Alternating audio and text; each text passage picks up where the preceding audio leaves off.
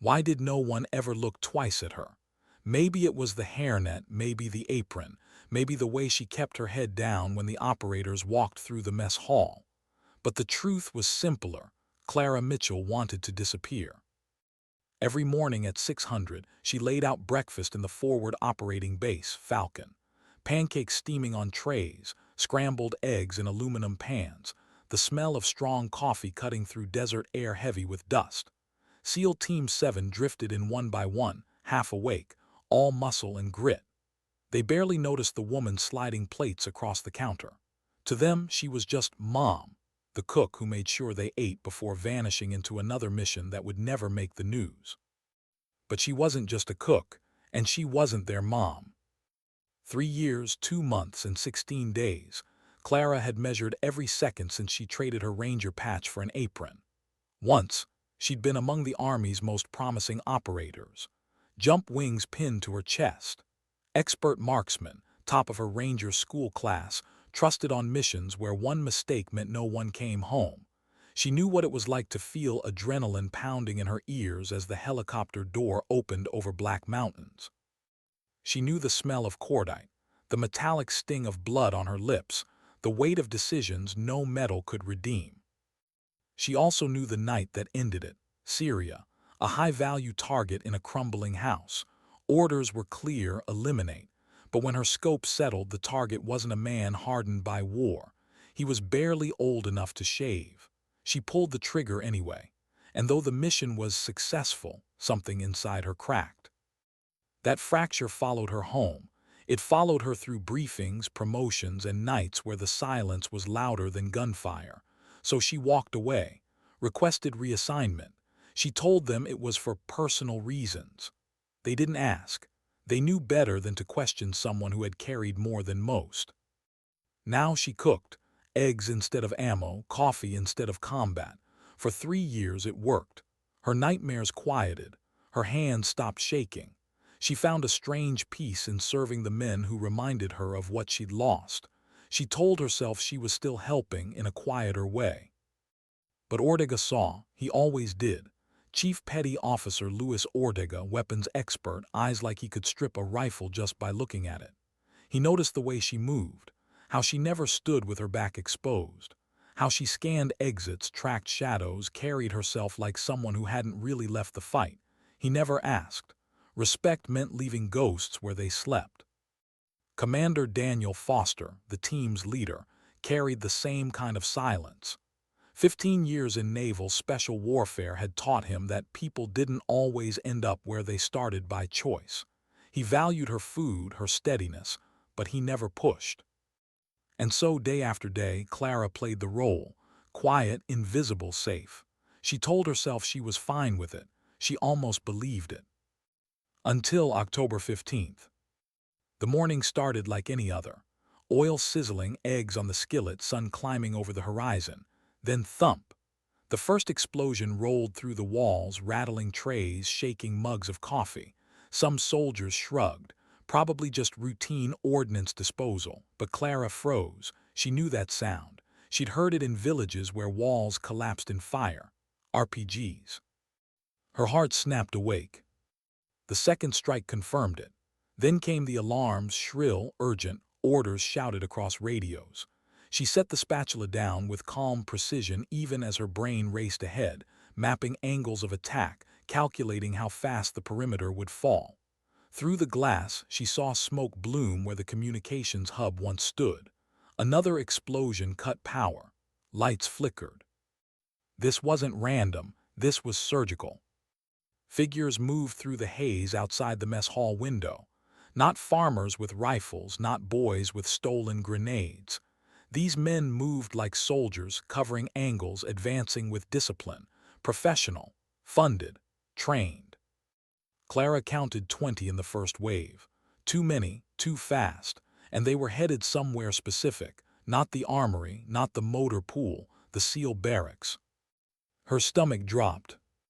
She watched as the firefight tore through the building she had watched her men walk into the night before, laughing about poker and promising to return in time for breakfast. They fought like wolves, cornered, precise, relentless. But 4-1, boxed in, even wolves bleed. She marked the time, 7 minutes. That was all it took for America's most feared operators to be dragged from their bunks, bound, tranquilized, hauled limp into waiting vehicles. They weren't here to kill, they were here to take. Through the mess hall glass, Clara's world shattered. Foster, Ortega, the others, every face she had fed for 3 years, gone. Something inside her shifted. She reached down, stripped off her apron, tugged loose the hairnet. Her movements were steady, but her pulse hammered like rotor blades in her ears. She walked to the industrial freezer, pulled the waterproof case she had hidden years ago. Her fingers hesitated for 1 second on the latch. The promise she had made to herself whispered, "Never again." Then she opened it. Steel, cold, familiar, the weight of the combat knife in her palm, the compact pistol, smooth from years of use, the tools of a life she had buried but never escaped. She slid them into place with the fluidity of muscle memory. In that moment, the cook vanished. And the sniper returned. Her reflection in the stainless steel counter caught her off guard, eyes harder, posture straighter, jaw set with lethal intent. It had been years, but the transformation was instant. A predator standing where a caretaker had been. Her people were gone, taken, and she would not let them disappear into shadows without a fight. What no one at Falcon knew was that Clara had never truly stopped preparing. Every morning before dawn, while others slept, she'd walk the halls, mapping every choke point, every tool that could double as a weapon. She memorized guard rotations, cataloged supply movements, and rehearsed contingencies she prayed she'd never need. Because she understood the truth most forgot, hope was not a strategy. And when the world fractured, the difference between life and death belonged to those who were ready. So when the base reeled in chaos, Clara moved with calm purpose. Not panic, not hesitation, purpose. The first step wasn't rescue, it was knowledge. Someone had sold them out. Someone had given the attackers intimate knowledge of Falcon's routines, its weaknesses, its people. Clara's gut twisted with the weight of betrayal. She needed to know who. And she needed to know fast. As smoke poured over the desert horizon, Clara stepped out of the kitchen, not as a cook, not as mom, but as the soldier she had once sworn she'd never be again. Her footsteps cut into the dust, sharp, deliberate. No one looked at her twice, not yet. But they would. Because Staff Sergeant Clara Mitchell was hunting again. Why did she head for the comms hub first when chaos screamed from every corner of the base? Maybe because Clara knew the truth most didn't want to face. The attack was too perfect, too clean. Explosions didn't hit random walls, they hit the heart. Power, communications, barracks. That kind of knowledge came from someone inside. Her boots hit the dirt hard, crunching gravel as she sprinted low, keeping to cover. Soldiers dashed past her, rifles raised, eyes wide with adrenaline. None of them looked at her twice. Why would they? To them, she was the cook who had lost her apron in the confusion. No one suspected she carried a suppressed pistol tucked against her ribs, or that she moved like a ghost weaving through a battlefield she knew better than her own reflection. The comms hub still smoldered when she pushed through the cracked door. Smoke stung her eyes, sparks spit from shattered consoles. The room reeked of burnt plastic and failure, but power lines still hummed in some systems, backup circuits trying to hold the skeleton together. Clara slid behind a bank of half-functioning monitors, fingers flying across keys she hadn't touched in years. Her old world came back sharp. The army had trained her to do more than shoot. Rangers learned to adapt, improvise, outthink. She knew how to pull life out of broken systems. And what she saw made her blood run cold. Every angle of the attack matched with chilling precision to a vulnerability on the base. Guard shift changes, blind spots in patrol routes, even the SEAL's downtime schedule. That kind of alignment wasn't coincidence. It was a hand-drawn map. Someone had sold them out. Her chest tightened. 3 years of cooking, of pretending she was just another faceless support worker, had bought her the illusion that she was safe from betrayal. But betrayal was exactly what had just gutted the strongest team on the base. She dug deeper, tracing access logs, combing through personnel clearance records. Lines of data blurred in the dim light. Then one name surfaced, ugly and undeniable: Lieutenant Colonel Stephen Rohr. Her jaw clenched so hard it ached. The executive officer, the man responsible for base security itself, the one who'd lectured about vigilance, about protocols, about never letting complacency sink in. Deposits in his accounts matched the timeline of every leak. He'd been selling the SEALs piece by piece.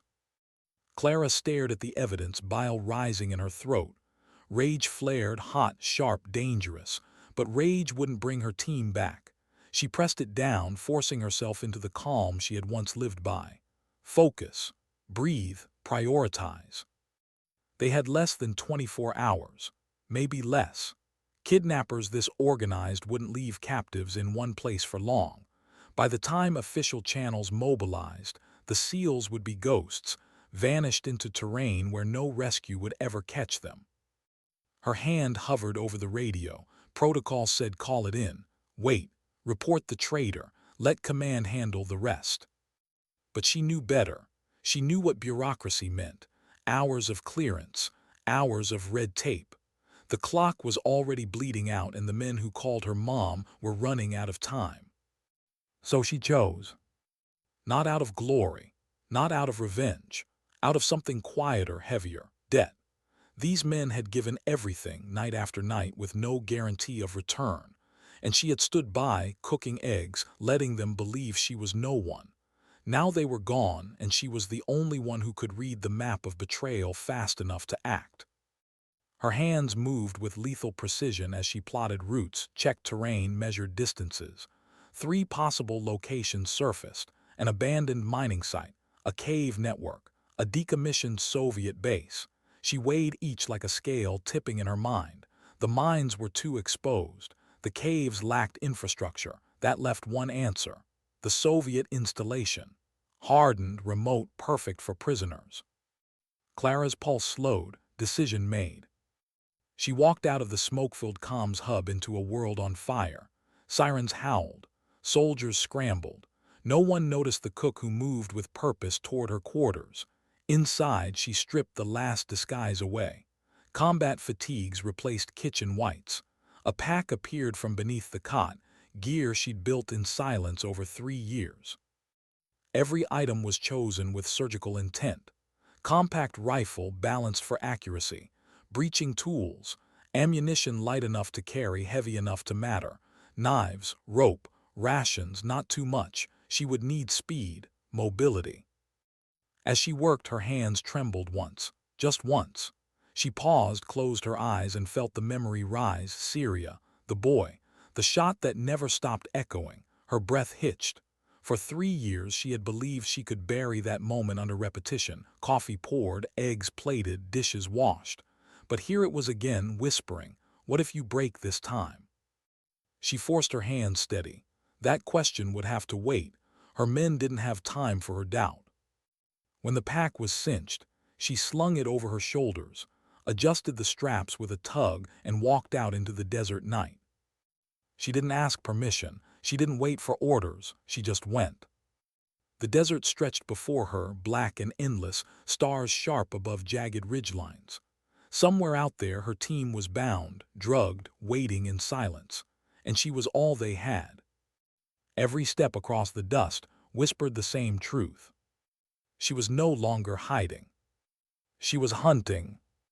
What did she expect to find out there, 30 kilometers east, where maps showed only scars of a war long buried? Clara didn't know. What she did know was this: the desert never forgave hesitation. She moved under cover of night, the moon hanging like a cold coin in the sky. Her pack pressed into her shoulders, every ounce of weight chosen and measured. Wind dragged sand across her boots, whispering against her fatigues.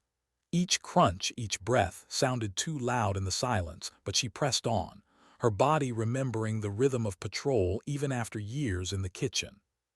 She thought about the SEALs, not as warriors but as men. The way Ortega teased the demolitions guy for burning his tongue on coffee. The way Foster always set his tray down last, scanning the room like he couldn't stop leading even in silence.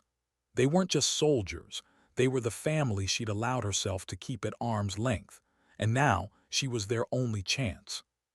Still doubt gnawed. Was she ready?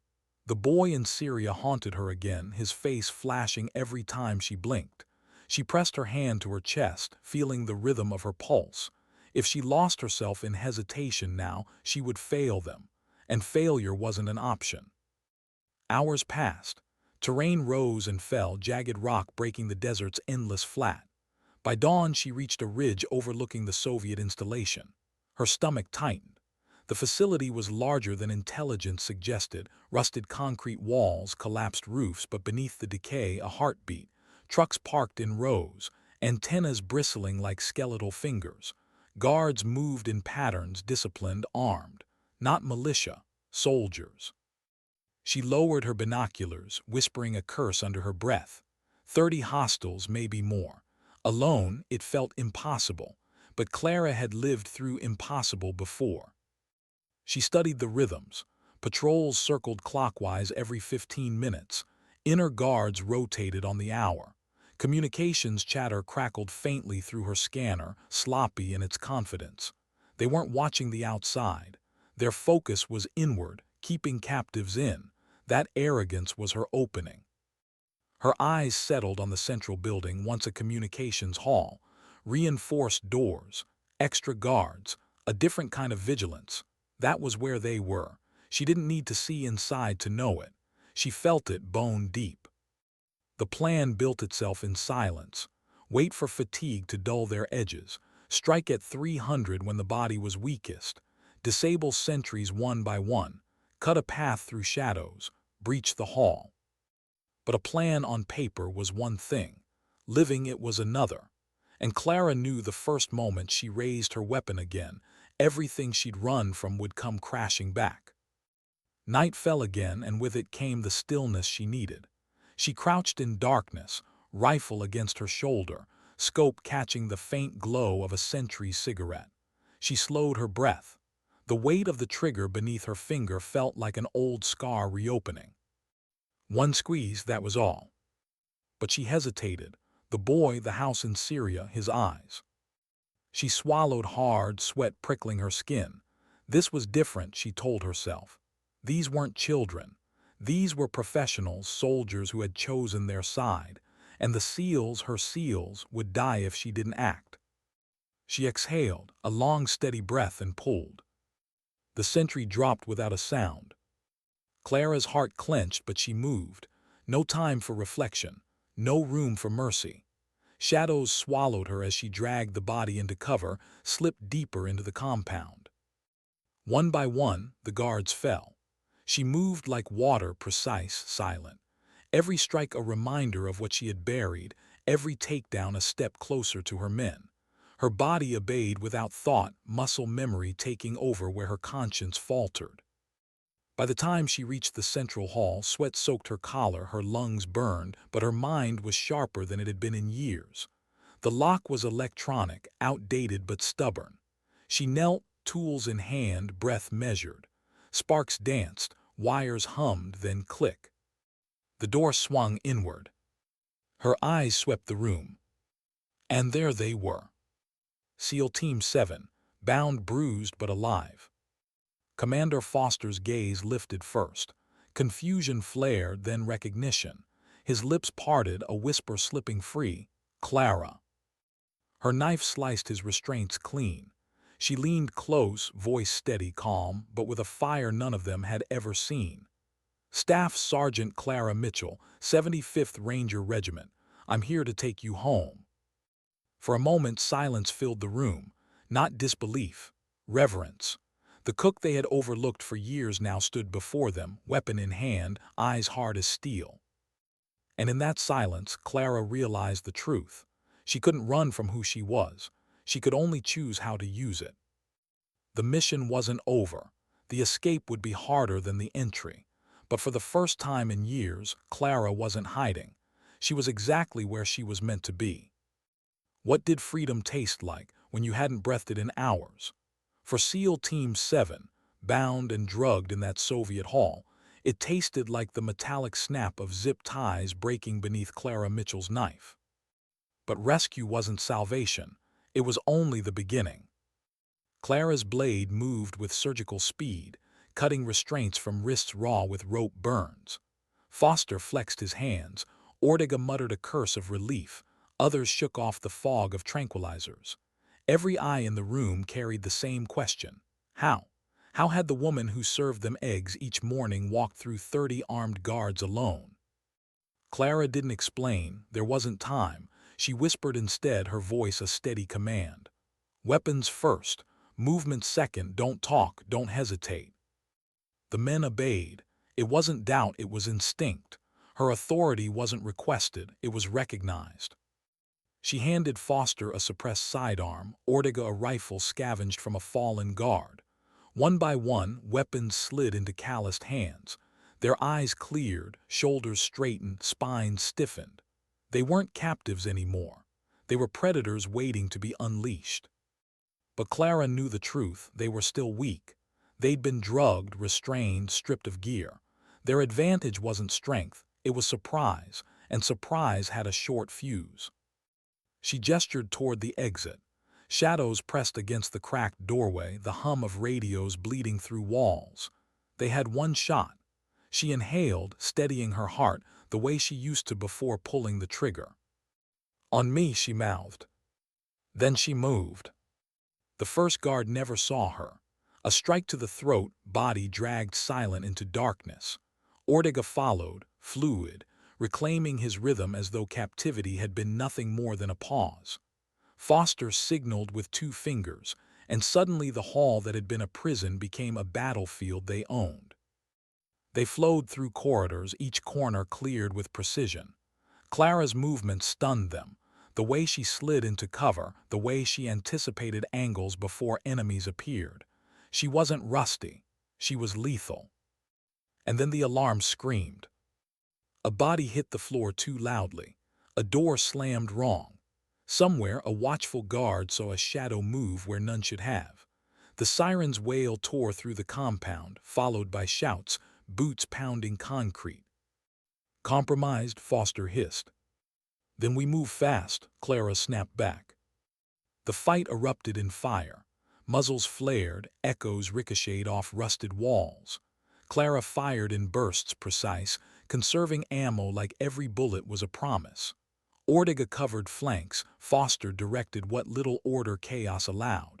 The team, even weakened, fought like wolves regaining their pack. But Clara felt the weight, 30 hostiles converging, numbers pressing down like a vice. Every second in that compound tightened the trap. They had to break free. Clara led them toward the outer wall, her memory of the patrol routes now their lifeline. She counted rotations, predicted timing, carving a path through gaps only she had noticed in her reconnaissance. The men followed without question. At the final gate, 2 guards blocked the exit. Clara raised her rifle, but Foster caught her wrist. You've done enough. Let us finish this. She looked at him, eyes sharp, voice flat. If I stop now, none of us get out. Then she fired. Both guards dropped. The gate swung open, desert night yawning wide. The team spilled into the dark, air slicing cold across sweat-slicked skin. Clara led them into rocky ground, weaving through ridgelines to break pursuit. Behind them, shouts rose, engines roared. Trucks screamed to life, headlights carving through blackness. They ran. Every muscle in Clara's body burned, lungs clawing for air, but she didn't slow. She heard the men faltering, tranquilizers still dragging at their veins, fatigue grinding down their legs. She wanted to carry them, everyone, but she couldn't. She could only keep leading. Bullets hissed past, striking rock, sending shards slicing the air. Ortega stumbled. Clara grabbed his arm, hauled him upright. Foster barked orders through ragged breaths, pushing the men forward. For an hour it was chase and escape. Pursuers pressed hard, but the terrain favored ghosts over machines. Clara led them into narrow gullies, over ridges, through dry riverbeds where tracks vanished into sand. Finally, when the headlights dimmed in the distance and the gunfire faded, they collapsed beneath a rocky overhang. Chests heaved, hands shook. Silence fell, broken only by the rasp of breath. Foster turned to Clara. His face, usually calm steel, cracked with something softer. Gratitude, awe, confusion. You walked into hell for us. Clara didn't answer at first. She leaned against the stone, chest rising and falling, eyes staring at the black sky. Finally, she whispered, "You'd have done the same for me." The men exchanged glances, unspoken truths passing between them. They had underestimated her for 3 years, called her mom, never asked who she had been. And now, with sand clinging to their sweat and survival hanging by a thread, they realized the woman who cooked their meals had just saved their lives. But it wasn't over. Trucks still roamed the desert. Drones could be overhead. Falcon was far, and Betrayal still rotted inside its walls. Clara closed her eyes, forcing her heartbeat steady. Rescue wasn't the end. It was only the fracture line. Ahead lay the harder fight, bringing these men home alive, through desert, through betrayal, through a war that never forgave. She opened her eyes, looked at the men, and said quietly, "We keep moving until you're safe." And in that moment, though none of them spoke it aloud, they knew Clara Mitchell wasn't just a cook who had surprised them. She was the guardian they hadn't known they needed. The night pressed in around them, silent, waiting. Somewhere beyond the horizon, enemies still hunted. And Clara, she was ready to hunt back. What did daylight mean in the desert, safety or exposure? For Clara Mitchell, dawn was a blade cutting both ways. The overhang shielded them through the night, but as first light crept across jagged ridges, the shadows thinned. Trucks rumbled in the distance, engines searching, men barking orders in languages half the SEALs didn't understand. They couldn't stay hidden forever, and moving in daylight meant risking every drone eye and rifle scope scanning the barren expanse. Clara crouched at the mouth of the overhang, eyes scanning the horizon. Heat already shimmered off the sand, though it was barely morning. She traced routes in her mind, where the terrain bent, where cover might lie, how far Falcon stood beyond the ridgelines. 30 kilometers of exposure, 30 kilometers between life and death. Behind her, the SEALs stirred. Some muttered, some coughed, still shaking off the chemical haze that dulled their reflexes. Foster moved among them, his voice steady, pulling strength from a team still half broken. Ortega sat sharpening a blade with rhythmic strokes, his eyes lifting now and then to Clara, like he was studying her for the first time. When Foster finally approached, his face was drawn, shadowed by exhaustion. "We move at dusk," he said. "Too hot now, too exposed." Clara shook her head. "Dusk, we'll be hunted in the open. They'll expect movement then. We go now, heat gives us cover. No one thinks anyone would risk it." Foster studied her, eyes narrowing.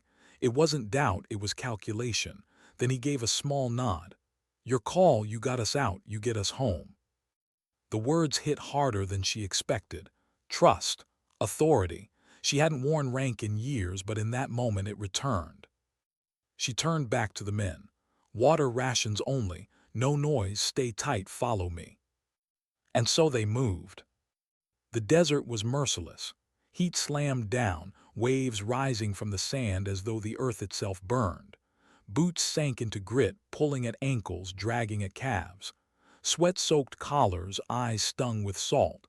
Every breath was a furnace. Clara pushed forward at a steady pace, not too fast, not too slow. She set her rhythm like a metronome, forcing the men to match her. Behind her, breaths grew ragged, boots scuffed, but they followed. Every step was a test of endurance, every dune a wall to climb. By midday, the sun hammered them without mercy. Clara paused beneath a sliver of shade carved from rock, signaling silence. She dropped her pack, pulled out a canteen, took a sip, swished it in her mouth, spat it out. No waste. Then a measured swallow. The men followed, learning by watching, not by being told. It struck her then, this strange reversal. For 3 years she had served them, quiet, unnoticed, invisible. Now every eye rested on her. They mirrored her movements, trusted her pace, looked to her for survival. The weight of it pressed against her chest. And under that weight the memory returned. Syria, the boy, his face, his silence. She clenched the canteen, jaw tight. What gave her the right to lead again after that mistake? But then she glanced back, saw Ortega trudging on bruised legs, Foster steadying a younger seal who stumbled, saw exhaustion carving into faces that had known only strength. And she knew.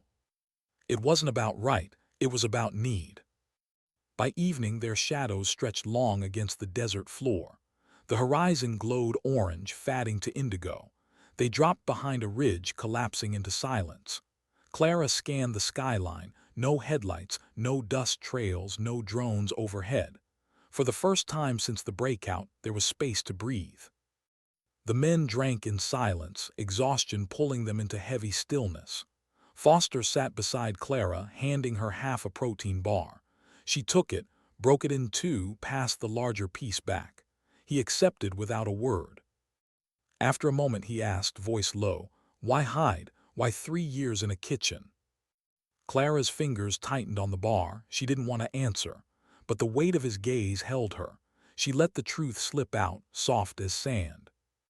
Syria, target was a kid, 14 maybe. Orders said he was dangerous. Maybe he was. I pulled the trigger anyway. Haven't stopped seeing his face since. She paused, throat tightening. Cooking was easier, safer, no faces in food. Foster said nothing for a long time. Then, "You think any of us don't carry ghosts?" Clara turned her head, surprised. His eyes were tired, lined with memories he would never say aloud. "Difference is," he added, "you still came when we needed you. That's what matters." The words didn't erase the boy's face, but they softened the edge just slightly. That night under stars sharp enough to cut, Clara lay awake. Sand clung to her skin, wind hissed across the dunes, the men snored in scattered exhaustion. She stared at the sky, wondering how many more choices would carve scars into her. Sleep never came, only resolve. By dawn they moved again. Miles still stretched before them, trucks still hunted. Betrayal still rotted back at Falcon. But Clara led on step after step, not because she believed she was free of her past, but because she had finally accepted it. She wasn't the cook pretending. She wasn't the sniper hiding. She was both. And now she was the guardian walking her people home. What sound woke her first? The rattle of pebbles under boots or the low drone circling high above? Clara's eyes snapped open before thought formed. The desert was no longer still. She rolled to her knees, rifle ready, scanning the ridgeline. The seals stirred behind her, half asleep, groggy with exhaustion. Ortega muttered, "Tell me that's the wind." It was. A drone's hum sliced faint through the morning air, steady, searching. And beyond the ridge, faint dust plumes rose. Engines, trucks. The enemy was closing in. Clara's jaw tightened. They hadn't shaken pursuit. They'd only delayed it. "On your feet," she whispered sharply. Her voice carried no panic, only urgency. That steadiness snapped the men awake. Boots hit sand, rifles raised, packs slung over tired shoulders. They were still hurting, but their eyes burned sharper now. Fear had sharpened into defiance. Clara scanned the terrain. Open ground stretched ahead, broken only by shallow ravines and jagged stone outcroppings. Cover was scarce. Running blind would get them killed. She thought fast, mind working like gears clicking into place. "Down the ravine," she ordered, pointing. "Move low, stay under rock cover. They'll expect us to break west. We go south, off pattern." Foster's eyes narrowed. "That leads away from Falcon." "They'll predict straight lines," Clara shot back. "We survive first, then we get home." He hesitated only a second before nodding. "Move." They slipped into the ravine just as the first drone shadow cut across the ridge. Engines roared closer. Clara counted 3 vehicles, maybe more. Dust billowed behind them like smoke. She pushed the pace, every step calculated, every breath timed.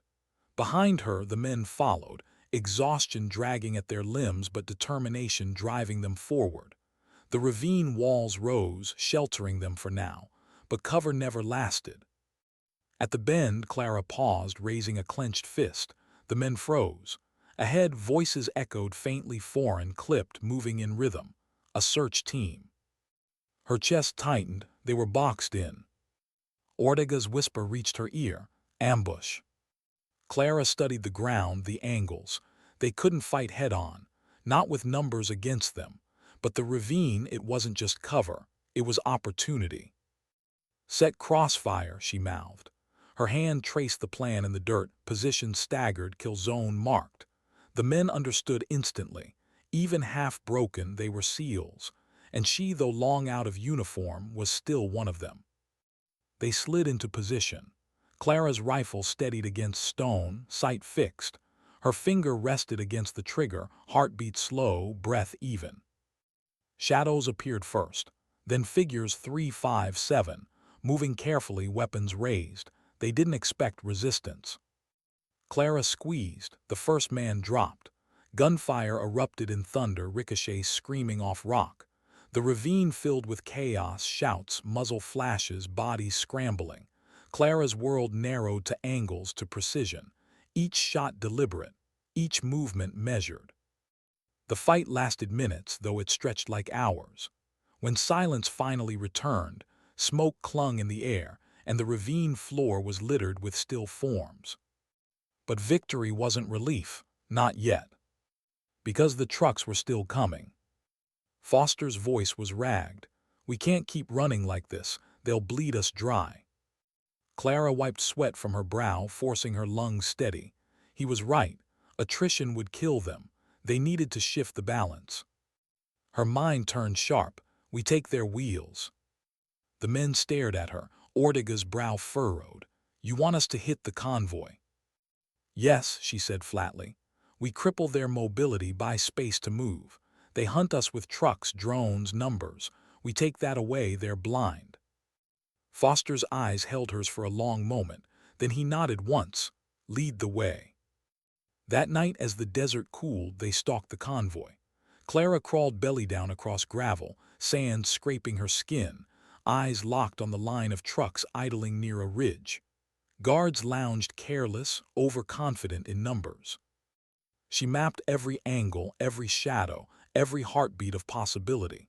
Then, like a conductor raising her hand, she signaled. The strike was swift. Explosives planted on fuel lines. Suppressed shots cutting down sentries. Fire bloomed against the night sky as engines roared into chaos. Trucks became pyres, drones blinked out, enemy soldiers scrambled blind. The SEALs moved like wolves again, their rhythm returned, fighting with precision born of trust. And Clara, she was the ghost in their midst, striking from shadows, directing paths, carrying them through. When it was done, the desert burned behind them. Smoke smeared across the stars, engines silenced. And for the first time since the kidnapping, the hunters were crippled. They retreated into the night, every step carrying them closer to Falcon. But Clara knew the hardest truth of all. The desert wasn't the end. The traitor still waited at Falcon, and bringing the SEALs home would mean walking back into a place where betrayal wore an officer's uniform. As dawn broke, painting the sand gold, Clara whispered to herself, unheard by the men trudging behind. This isn't over, not until every shadow is dragged into light. Why did Falcon's walls, once a fortress, now feel like a trap? Clara Mitchell stared at the base from the ridgeline, dawn bleeding across the horizon. The sight should have meant safety. Instead, her chest tightened with dread. They had made it, 30 kilometers of desert, firefights survived, a convoy crippled, 12 SEALs alive beside her. Yet she couldn't shake the truth that burned through her like fever. Someone inside Falcon had sold them out, and that someone was still there. The men rested in the rocks, exhaustion carved into their faces. Foster crouched near her, binoculars raised. Base looked secure, no visible breach. Clara shook her head. It looked secure the night you were taken, too. He lowered the glass, studying her profile. You sure about Roar?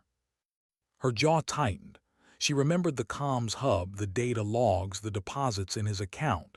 She remembered the cold certainty as his name surfaced. Yes, she said flatly. He fed them everything. Foster exhaled slowly. Then walking in blind gets us all killed. Clara's eyes swept the base. Guards moved along the perimeter, relaxed, unaware. Inside, trucks idled.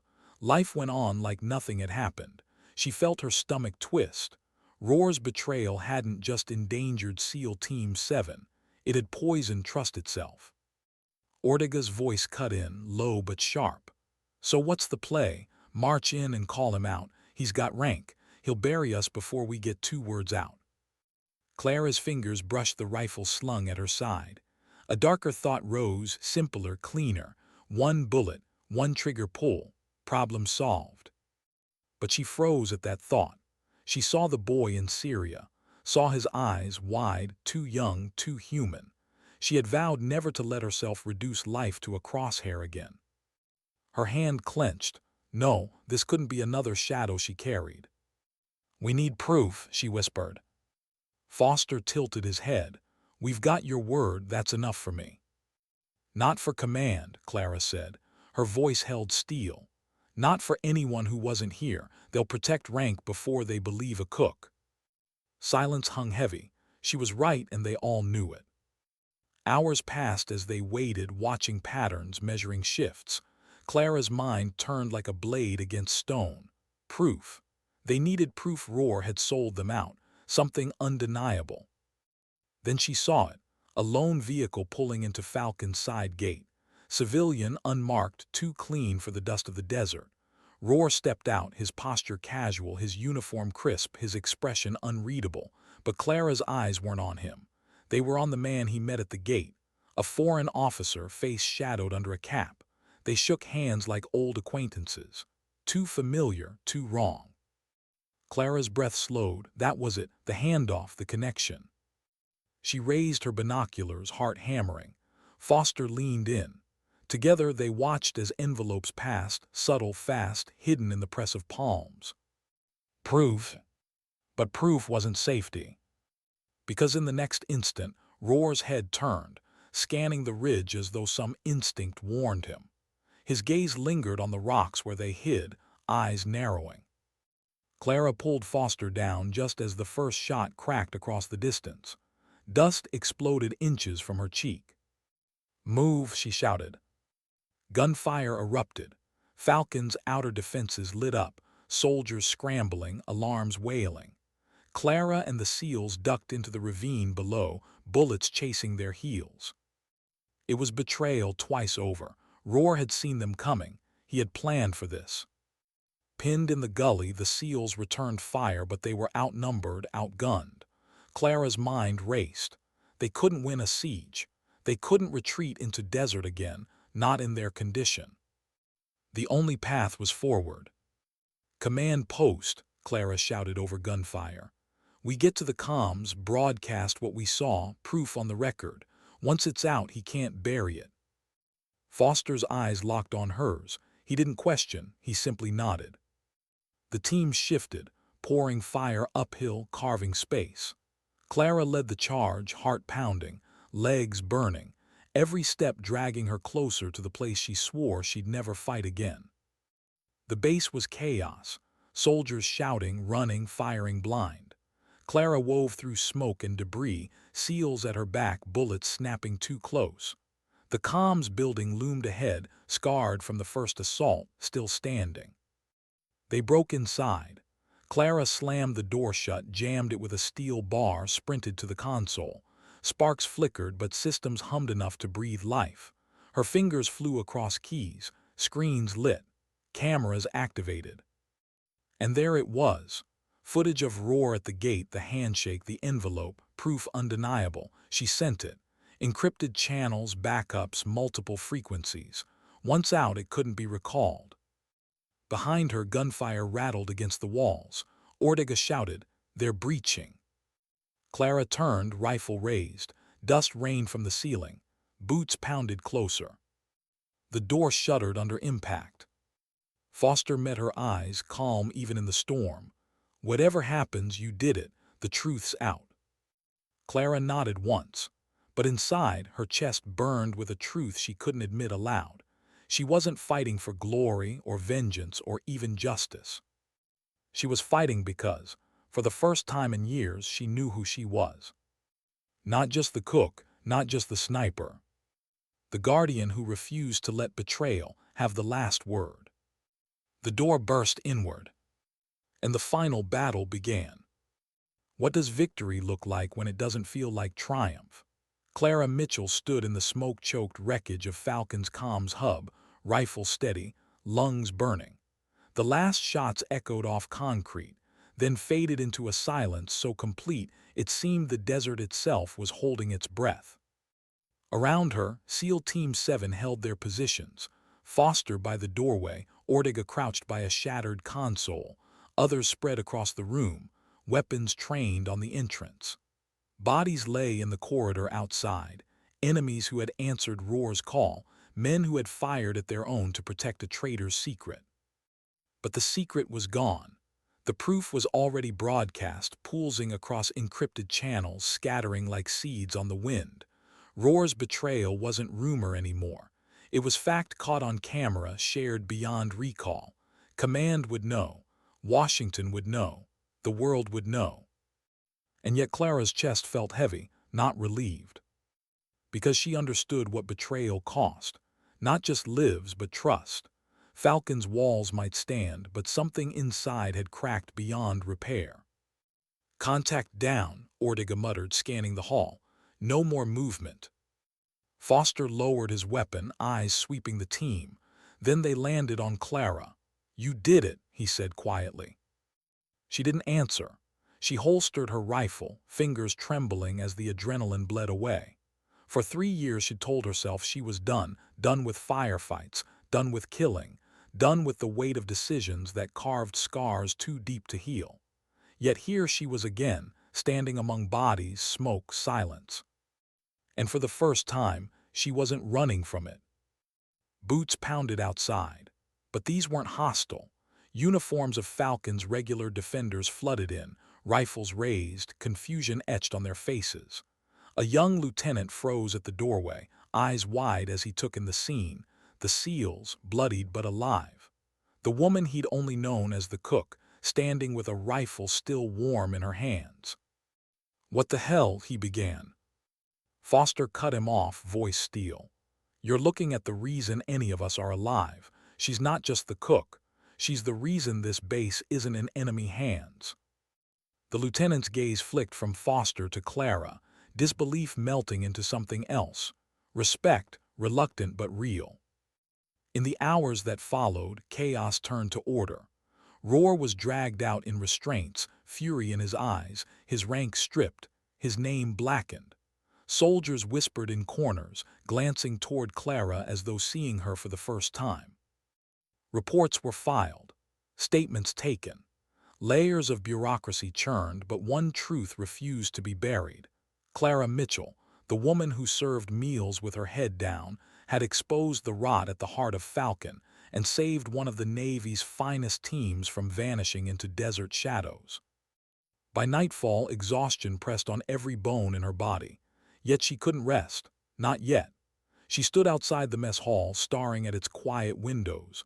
Inside, stainless steel counters gleamed, trays stacked, pots clean. For 3 years this had been her sanctuary, her disguise, her penance.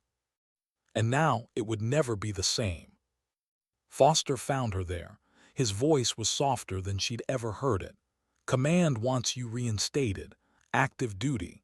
They'll pin rank back on your chest tomorrow if you say the word." She didn't turn. Her eyes stayed on the mess hall. "That life, I thought I left it behind." "You didn't leave it," Foster said. "You carried it quietly until we needed it." Clara closed her eyes. She saw the boy in Syria. She saw Ortega bleeding in the desert.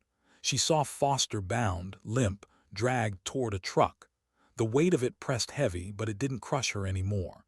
It only reminded her why she had chosen the apron in the first place. "I'm not ready to be a full-time warrior again," she whispered. "But I'll never stand by pretending I'm only a cook if my people are in danger. There has to be a middle ground." Foster studied her in silence. Then he smiled faintly. "Then that's what you'll be, the middle ground." Months passed, quiet assignments, classified programs. Bases where her title read food service supervisor, but her real mission was unspoken. She cooked, she served, she listened, she prepared. Hidden beneath every freezer was a cache only she touched, and if the day ever came when shadows moved again, she would be ready. The SEALs still called her Mom, but when they said it now, it wasn't indifference. It was reverence, a bond forged in fire, in silence, in survival. At night, when the base was still, Clara stood at her kitchen window, staring at stars above lands she might never call home. And she thought about the line she had walked, between violence and peace, between who she had been and who she chose to be. The history books would never record her name. Reports would remain sealed. Missions forgotten. That was fine. Heroism didn't always shout. Sometimes it whispered in silence. Sometimes it laid out breakfast at 600.